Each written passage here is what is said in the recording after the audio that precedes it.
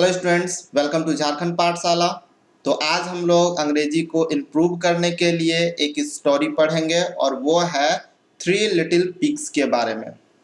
अब पिग्स तो आपको पता ही है कि इसका मतलब जो है वो सुअर होता है। आप नीचे में ये 3 पिग देख सकते हैं जो कि पिग्स के हैं। तो बहुत सारे वर्ड्स इसमें जानने को मिलेंगे। अंग्रेजी हम लोग सीखते तो हैं लेकिन उसे इम्प्रूव करने की कोशिश नहीं करते हैं। अगर आप चाहते हैं कि इंग्लिश में बहुत सारे वर्ड्स मीनिंग में आपका इम्प्रूवमेंट हो, ठीक है, आपको नया कुछ सीखने के लिए मिले, तो आपको लिटरेचर पढ़ना चाहिए। तो अगर आप मेरे साथ पढ़ना चाहते हो तो चैनल को सब्सक्राइब कर लो। यहाँ पे डेली जो है आपको इसी तरह के वीडियोस मिलते रहते हैं। तो चलिए शुरू करते हैं आज की स्टोरी से। तो हम बात करेंगे थ्री लिटिल पिग्स के बारे में। ये लाइन तो मैं पहले के वीडियो में भी आप लोग को समझा चुका हूँ। लिसन का मतलब होता है सुनना, एंजॉय का मतलब होता है आनंद उठाना और स्टोरी का मतलब होता है कहानी।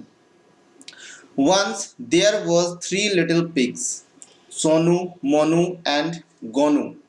Sonu lived in a house of straw, Monu lived in a house of sticks and Gonu lived in a house of bricks.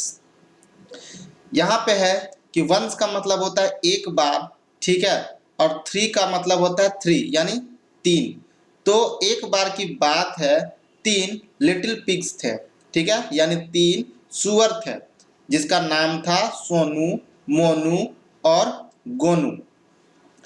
Sonu lived in a house of straw. Straw का मतलब होता है बिचाली। हम लोग के घर के तरफ इसे पुआल बोलते हैं, ठीक है, ऐसे ऐसे बिचाली बोला जाता है। तो ये बिचाली का घर है यहाँ पर, ठीक है, इसे ही हाउस ऑफ स्ट्रॉ बोला गया है। तो सोनू जो है वो रहता है हाउस ऑफ स्ट्रॉ में, यानी ये सोनू है। मोनू जो रहता है हाउस ऑफ स्टिक है, यानी बम्बू का यहाँ पे बना हुआ है, बांस का बना हुआ है, लकड़ियों का इसका घर बना हुआ है, किसका, मोनू का, ठीक है। और ये है आपका गोनू।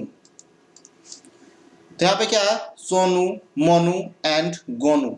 तो Sonu lived in a house of straw, okay, Monu lived in a house of stick and Gonu lived in a house of brick. यानी गोनू जो है वो ब्रिक के हाउस में रहता है, यानी इसका पक्का हाउस है, ठीक है, सीमेंटेड है इसका। वन डे यानी एक दिन, a big bad wolf came to Sonu's house, ठीक है। एक बेड यानी बुरा, बेड का मतलब क्या था, बुरा, और बिग मतलब बड़ा। तो एक बड़ा सा बुरा उल्फ, उल्फ हम लोग किसको बोलते हैं, भेड़िया को, ठीक है।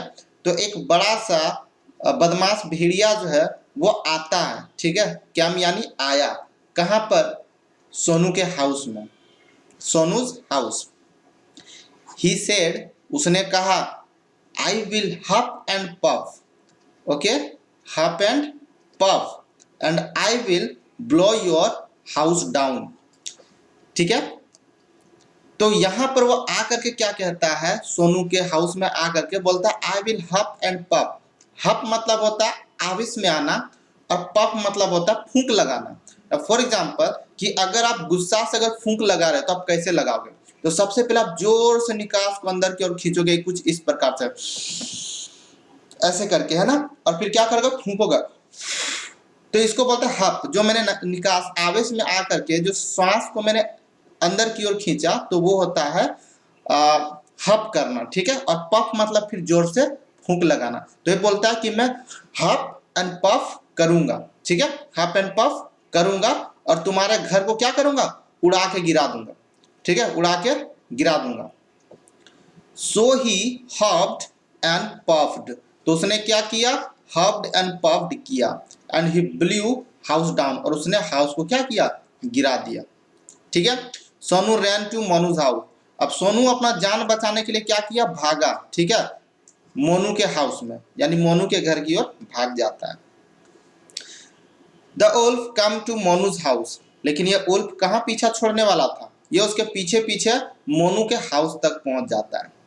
ही सेड, फिर वो कहता है, I will huff and puff and I will blow your house down. वो फिर मोनू के घर भी पहुंच जाता है और वहां जाकर के बोलता है कि मैं हफ एंड पफ करूंगा और तुम्हारे घर को भी उड़ा दूंगा। So he huffed and he puffed and he blew Monu's house down. और इस तरह से उसने क्या किया, वो हब एंड पफ्ड किया और मोनू के हाउस को भी उड़ा दिया। ये देखो, इसने मोनू के हाउस का जो स्टिक का बना हुआ था, ठीक है, उसे भी इसने क्या किया, उड़ा दिया है। अब की बार ये दोनों भागे वहां से। Sonu and Monu ran to Gonu's house. कहाँ भाग गए ये लोग, गोनू के हाउस में भाग गए, ठीक है। The wolf came to Gonu's house, लेकिन ये उल्फ अब भी पीछा नहीं छोड़ने वाला था, ये भी उसके पीछे पीछे कहाँ चला गया, गोनू के हाउस में। ही सेड आई विल हप and puff and I will blow your house down.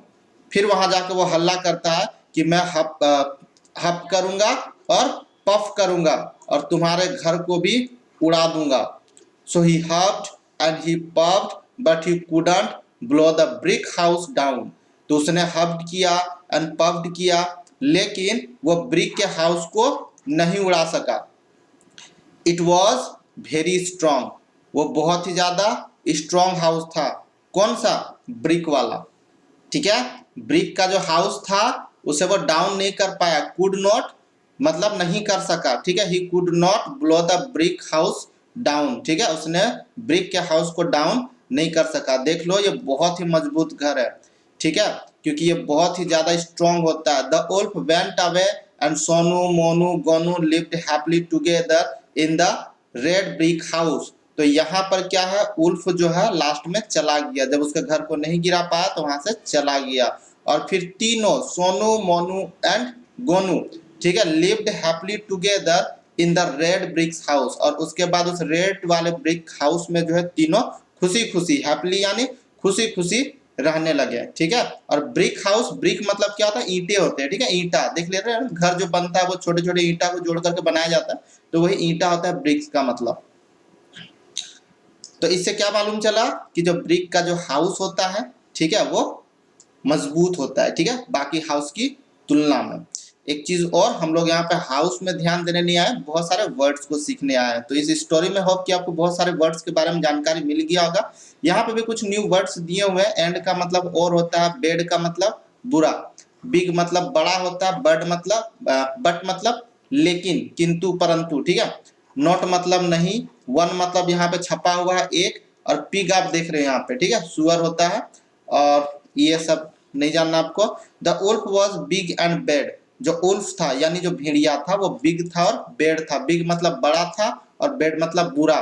The pig was not big, जो पिग था वो नहीं था, बिग नहीं था, ठीक है। तो होप कि आपको वीडियो पसंद आया होगा। इस तरह की और भी रेगुलर वीडियो पाने के लिए चैनल को सब्सक्राइब करें। फिर से मिलते हैं नए इंग्लिश लेसन के साथ, तब तक के लिए धन्यवाद। जय हिंद, जय भारत।